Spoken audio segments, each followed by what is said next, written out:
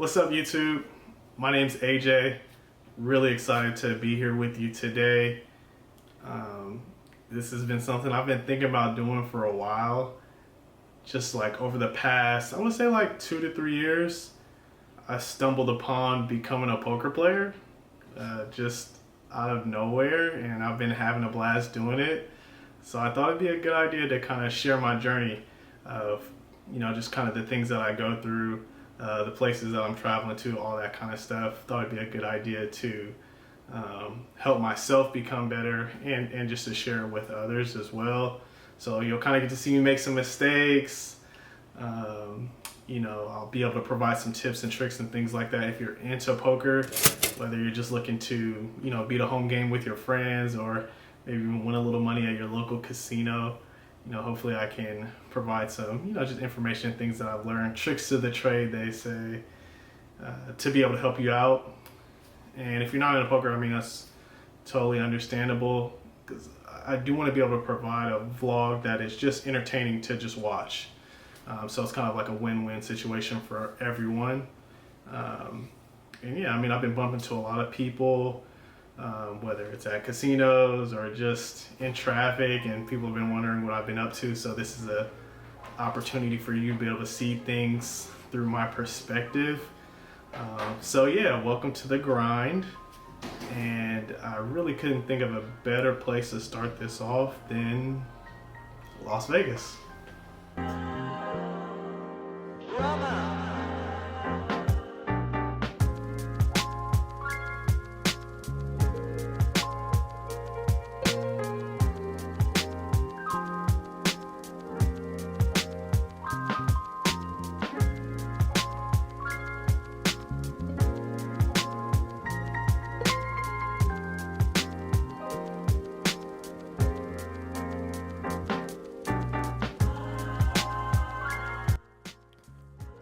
So we are jumping right into the action here at the Bellagio.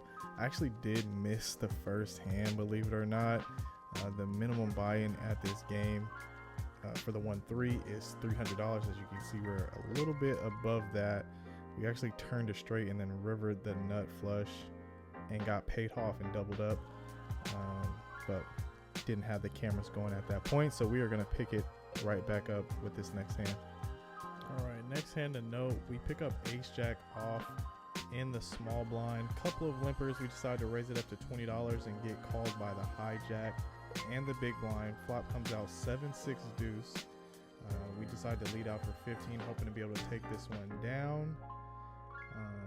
Pretty passive table, not really a board that's great for our range. But I felt like if I just made an easy bet, then I'd be able to get it through. People weren't really playing a lot of hands at this table, so I was pretty confident that I would get this through, because since I hadn't played a hand in an hour, and the last time I played a hand I had the nuts. So we end up leading out, and then we end up getting raised by the hijack. He bumps it up to $50. Not really looking to continue with a hand like this. We thought that we would just be able to bet and take it down. That is not the case. Don't want to compound mistakes, so we decide to let this one go.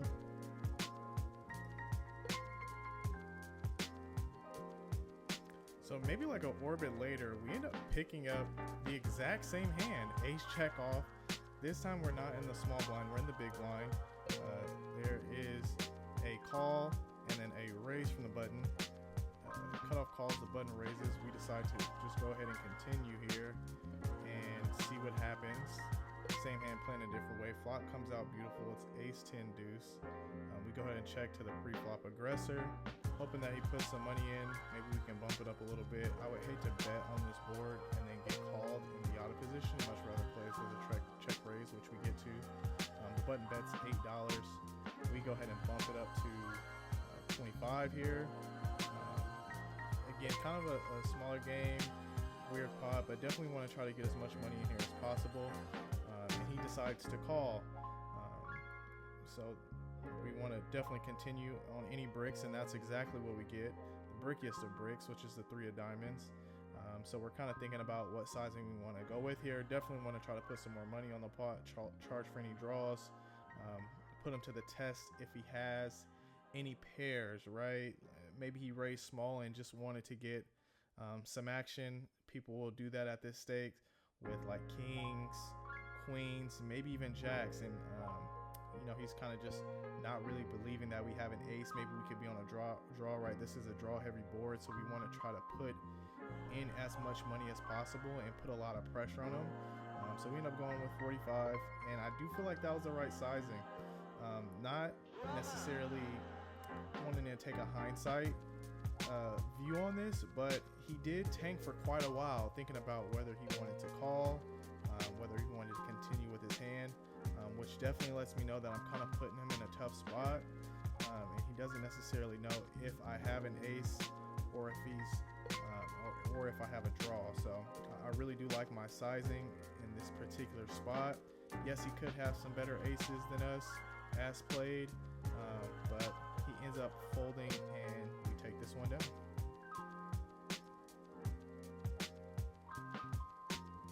All right, next hand to note here, we actually got a real hand. We're under the gun with pocket queens. We make it $12. We get a call from the button, and the big blind decides to defend and come along as well. So we're gonna go 3 ways to a flop here, which I'm not too excited about. Queens is, man, queens has been a devastating hand for me. I really kind of view it as pocket jacks, to be quite honest. And the flop comes out ace, jack, 6 with 2 spades. We decide to check the flop. It checks around due to us being out of position. Didn't really want to feel like, I didn't feel like putting a lot more money in the pot would be good there. We get to a turn, which is the 6 of hearts, and we decide to bet for $35. The button folds and the big blind calls. We see a 3 of spades on the river, so the front door comes in. He checks, and I decide to check back, and what a great check back that was, because he actually rivered the flush with king 5 of spades. Good hand to him, and we'll move on. Moving right along to the next hand here. There's actually 2 limps to us over in the button, and we wake up with queen, jack of spades. Decide to bump it up to $15 and get called in both spots here by the hijack and the cutoff. Flop comes 5-3 deuce. They check us. Decide to bet $15. Only really worried about 2 straight possibilities, and they both call. The turn is the king of hearts. It goes check again. This is a really good card for our range, so we decide to barrel again, really putting some pressure on some draws, maybe even some weak 1 pair hands or over pairs that have now been downgraded, and we decide to go with $40 and really put them to the test, kind of see what's going on here. Power of position. We end up getting folds in both spots, and we take this one down.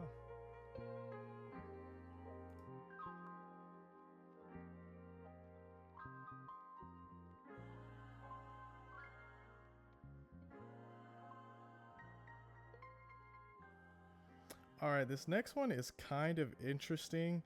We have a villain in the cutoff who bets $10. We decide to come along on the button with pocket deuces, and the flop comes out 5-3 deuce. So we flop bottom set. He leads out for $10.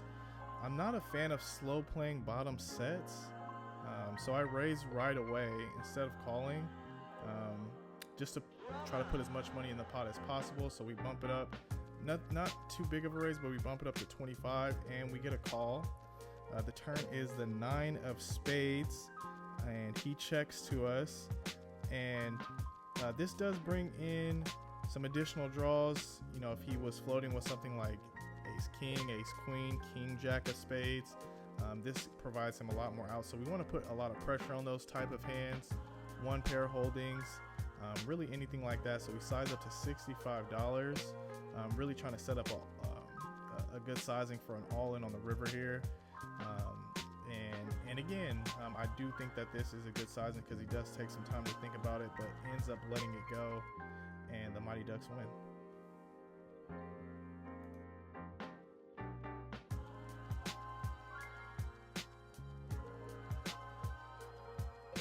All All right, next hand to note, we are in the hijack, and we look down at King, Queen of Hearts, so we decided to bump it up to $12, and we get called by the button, who's been kind of a wild player, really loose, really sticky, so I'm very, very careful in this particular spot being out of position to him. Flop is Ace Jack 4, which is good for my range, so I decide to arrange bet here for $10. He calls, and I'm pretty much done with the hand at this point. The turn is a deuce of spades, so I go ahead and check. He checks back. We actually river Queen of Clubs, but again, I am done with this hand, not really looking to put too much money in the pot. It goes check, check, and our queen is good. I also want to note that you want to make sure when you're at the poker table, you're really paying attention to how people are playing. While this is not a type of player I would bluff, this is definitely the type of player that I would go for maximum value because I know he's calling. All right, so probably one of the biggest hands here of the night. We're in the cutoff with the #1 hand in poker, pocket aces. We bump it up to $12. We get called by the small blind, who is the same villain from the previous hand. Flop comes out 9-6 deuce, 2 diamonds. He checks it over to us. Not really a lot going on this board, not very dynamic other than the flush draw. We don't have a diamond, so we end up betting $20 here, which really was my first mistake of the hand. I really should have went with a bigger sizing here because I know he's calling, and he does. Turn is the 8 of clubs. He checks it over to us again. 2 flush draws on the board. I mean, he could have 7-10. Who knows what he has? We decided to bet $35 again. Another sizing mistake here on my end. Just really should just be going larger. Really should bet bigger on the turn and really just bigger on the flop and then just barrel the turn there. River is the 10 of hearts. He checks it over to us again for the 3rd time, and I make another mistake here. This is 100% should be a check at this point. I'm really not getting value from much. The board's just not great for me, but I'm in Vegas and I got pocket aces, so I bet $50, and we quickly get the bad news as he goes all in for his remaining stack. I definitely just should not be calling here. I even say it out loud. Check raises on the river, never a bluff, but I'm in Vegas and I got pocket aces, so I call and get shown the bad news. He rivers 2 pair with 10-8. Nice hand. Well, no time to mope around. We decide to move seats and we pick up pocket aces again. This time we are in the cutoff and we bump it up to $20 and get called by the small blind. Flop is a beautiful one. It's ace, ace, 9. We flop quads. It goes check, check. While quads are great, it is very hard to get paid. He checks for a 2nd time on the turn, which is the 8 of diamonds. I'm not sure if I should be checking here again. Decide to try to get some value, put in $15. He taps the table and he folds.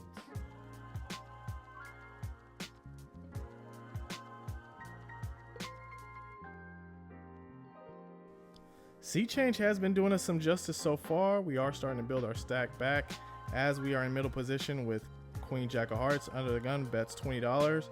We decide to call and we flop the nuts.